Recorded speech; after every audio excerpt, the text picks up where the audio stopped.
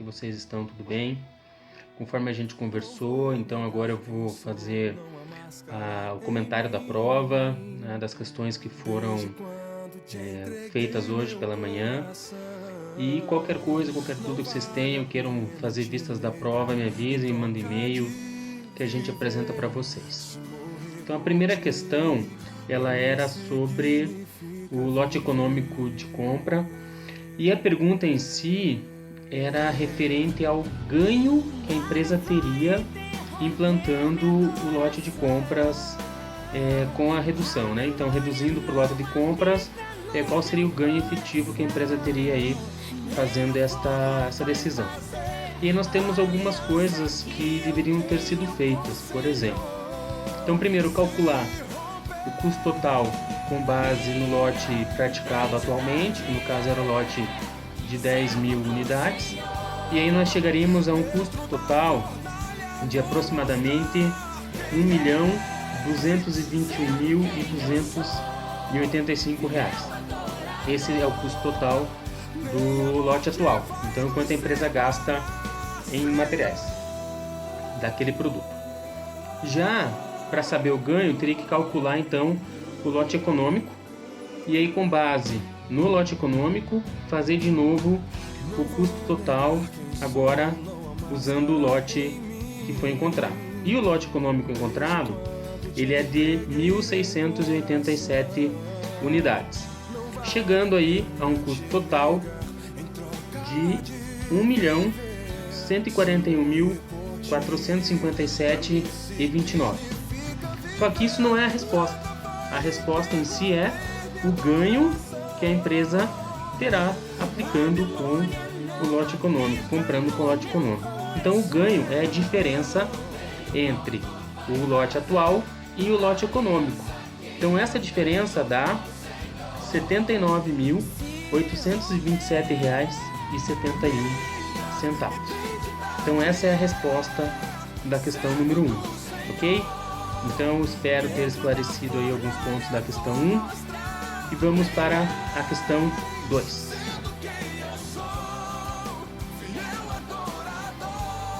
A questão 2 trata do Kanban. E aí a pergunta é: quais são as quantidades dos cartões verde, amarelo e vermelho e o estoque máximo que a empresa teria com esse número de cartões. Então, qual é a dica aqui dessa questão? A dica é a seguinte: transformar tudo para dia e aí aplicar os valores em dia para calcular o número de cartões. Lembrando que se convenciona, quando não há informação, se convenciona mês com 30 dias e semana com 7 dias.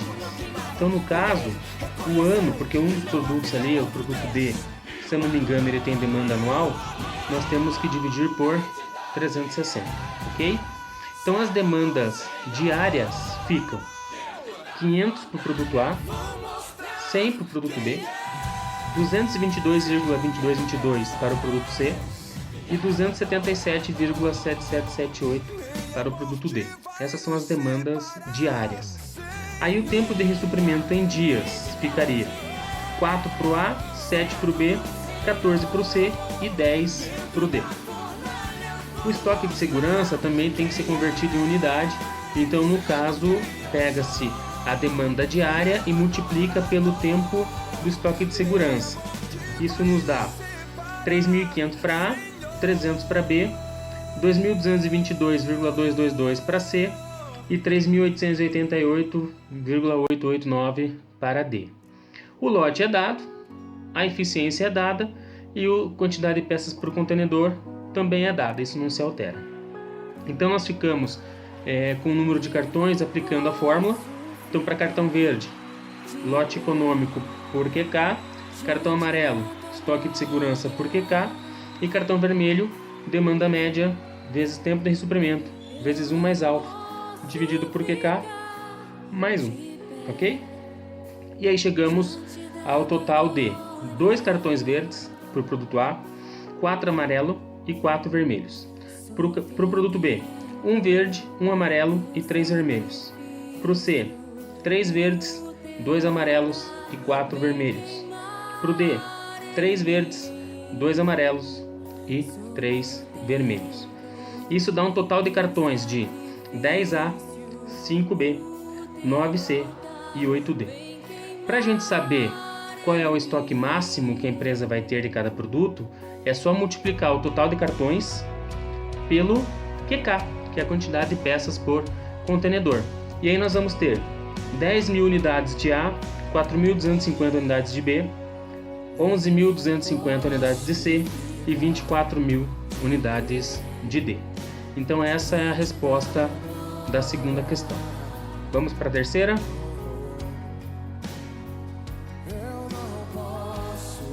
A terceira questão trata do tempo padrão, do estudo de tempos, e ele pede o número de cronometragens e o tempo padrão na opção B.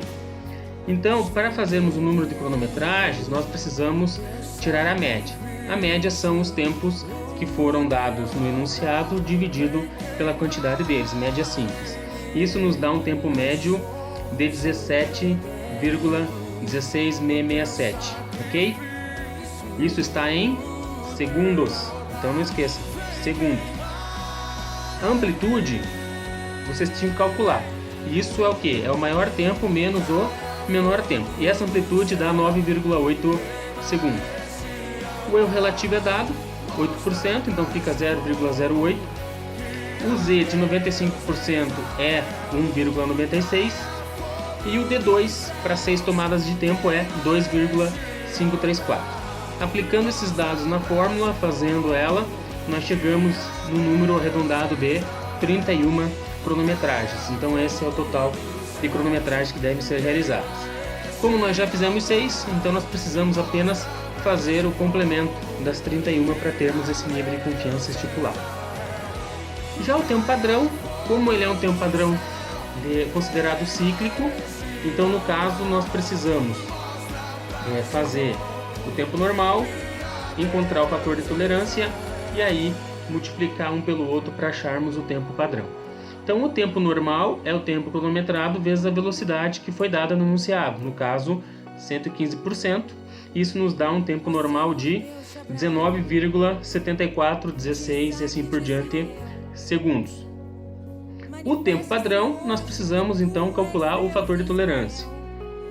O fator de tolerância é 1 sobre 1 menos P. E P são aí as paradas, as permissões que são dadas para o colaborador. No caso, o P nós calculamos com as permissões dividido pela jornada.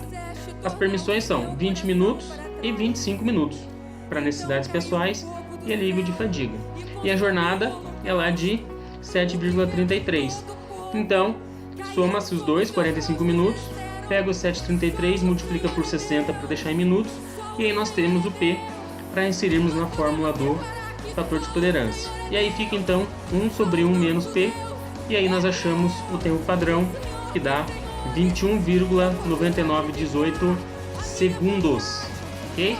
Então, nós temos um tempo padrão de 21,99 segundos. Isso é importante porque houveram duplas que colocaram minutos, e aí eu não posso considerar como certo é isso. Tudo bem? Vamos então para a questão 4. A questão 4 também era em relação ao tempo padrão, mas agora é atividade acíclica. Então é o tempo padrão do lote. E aí ele pedia o tempo padrão da peça e também solicitava quantos dias levaria para produzir o lote. Então no caso, nós temos lá o consumo de 100 mil, que é a demanda que foi solicitada, o pedido do cliente. Nós temos um tempo de setup já convertido em segundos de 2.700 segundos. Nós temos uma quantidade de peças por setup de 25 mil unidades. Temos um lote de finalização de 2.000 peças que foi solicitado pelo cliente e um tempo de finalização já em segundos de 720. E o tempo padrão do item de 22 segundos. Então, fazendo a fórmula do tempo padrão da atividade acíclica, nós temos tempo de setup por quantidade de peças por setup, mais tempo padrão, o somatório do tempo padrão, mais o tempo de finalização dividido pelo lote de finalização. E isso nos dá então um resultado de 22,1 1,468 segundos. Esse é o tempo padrão da peça na atividade acíclica. Já a letra B pede o número de dias, né, a quantidade de dias para se atender o pedido, para se produzir o lote. E aqui tem um detalhe, nós podemos usar a fórmula do TP lote, que está lá no material, ou nós podemos verificar o seguinte: o número de setups e o número de finalizações são inteiros? Se forem inteiros, é só multiplicar o tempo padrão da peça pelo lote que a gente quer, no caso 100.000. E aí nós identificamos que realmente são inteiros. Então eu tenho 4 setups que são realizados e 50 finalizações que são realizadas. Então é só pegar lá o 22,468 e multiplicar por 100.000 peças. Isso vai nos dar então 2.246.800 segundos. Para sabermos o número de dias, nós precisamos ver o tempo que nós temos disponível. Como nós temos lá uma jornada de 8 horas por turno, nós temos 16 horas por dia, ok? Então essa seria a nossa divisão. Pegaríamos aí esses 2 milhões de segundos e vamos aí agora dividir pelo tempo que nós temos. E isso nos dá então em dias, fazendo todas as conversões, em dias 39,0069 dias. É o tempo que a empresa levará para atender o lote de 100.000 peças solicitadas pelo cliente. Tranquilo até aqui? Vamos então para a questão 5. A questão 5, para mim, acho que era uma das mais tranquilas. Era só fazer a classificação ABC. Lógico, tinha o trabalhinho, mas como vocês tinham Excel e assim por diante, isso aí em 3 minutos dava para fazer. Era só lançar as informações no Excel, achar o percentual e mandar deixar em ordem decrescente. Não via problema algum aqui. Então, fazendo isso no Excel, fazendo a multiplicação do item vezes a quantidade, achando o percentual de cada item, nós chegamos à seguinte composição. Então, os itens A, eles são compostos, né, pelos produtos C, K, L, A, I e D. Essa é a sequência dos produtos classificados como A, que totalizam 73,528% do valor do estoque. Os itens classificados como B são o J, o B e o E. E aí fecha com 91,859% acumulado. E os demais itens, então, o H, o F e o G, fecham 100% do estoque. Então nós temos essa composição da classificação dos itens do estoque. E aí, lógico, a sugestão que nós temos que dar ao seu Jair, né, que instruções que nós temos que dar a ele, é que ele deve se concentrar nesses itens do estoque, nesses 6 itens aí do estoque que representam 73%, e fazer com que esse estoque realmente seja melhor aproveitado, tenha um controle mais rígido, um controle integrado, com uma acuracidade de 100%, para que ele não venha ter problema depois na gestão de materiais. Já os itens B precisam de um controle, não um controle tão rígido, não um controle tão efetivo, mas também é necessário aí fazer um inventário aí com uma menor periodicidade do que dos itens A, mas é necessário. E os itens C, né, o H, o F e o G, aí é um controle, por exemplo, de ponto de pedido, para não deixar faltar isso no estoque, não faltar na sua empresa, porque eles também não representam quase nada aí do valor do estoque. Tranquilo? E vamos então para a última, que é o nosso MRP, onde nós pedimos como resposta apenas as ordens liberadas, né, do produto A, do componente B e do componente C. Segundo, a estrutura de material, o A era o nível 0, então ele era o produto pai, o B era o nível 1, então ele era componente de A, e o C era nível 2, então ele era componente de B. Então a estrutura ficava uma vertical, cada nível com apenas um componente para ser feito. E nós temos as restrições e as condições de cada produto, lembrando, né, que a questão do tipo de lote, então lote unitário, lote mínimo e lote múltiplo, respectivamente, considerando as informações de estoque disponível, eficiência e estoque mínimo necessário para manter, nós chegamos então às seguintes ordens liberadas com as suas respectivas semanas.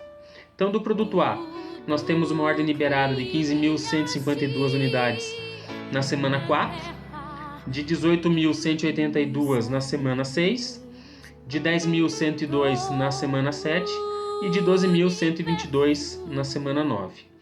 Como o produto B é dependente de A, nós temos que fazer aí a multiplicação da quantidade de B para cada A, que no caso eram 3 unidades de B para cada unidade de A. E aí nós temos a ordem liberada de B sendo 42.739 na semana 2, 56.233 na semana 4, 31.244 na semana 5 e 37.491 na semana 7. Essas são as ordens liberadas de B. E nós temos também a questão de que para cada 1B nós necessitamos de 2 componentes C. E aí nós chegamos então à ordem liberada de B de 87.500 na semana 1, de 115.000 na semana 3, de 62.500 na semana 4 e de 77.500 na semana 6. Então essas são as ordens liberadas dos respectivos componentes do nosso MRP. Aqui é o seguinte, mesmo vocês acertando, no caso, o valor, se colocaram na semana errada, eu não posso considerar porque vocês fizeram com que a estrutura de produção atrasasse, né? O processo produtivo atrasasse ou fosse adiantado porque pediram material em período que não era necessário, ok? Então essa aí, bem rapidinho, a devolutiva, né? Alguns comentários em relação à nossa avaliação. Espero que vocês tenham entendido aí o princípio. Quero dar os parabéns para a Nicole e para a Heloísa, que quase acertaram toda a prova. Faltou um pouquinho aí para acertar toda a prova, mas parabéns a vocês duas, ok? E deixar um abraço para aqueles que eu não vou ver. Um bom recesso, né? Boas férias aí merecidas, né? E fiquem com Deus. Um abraço. Tchau, tchau.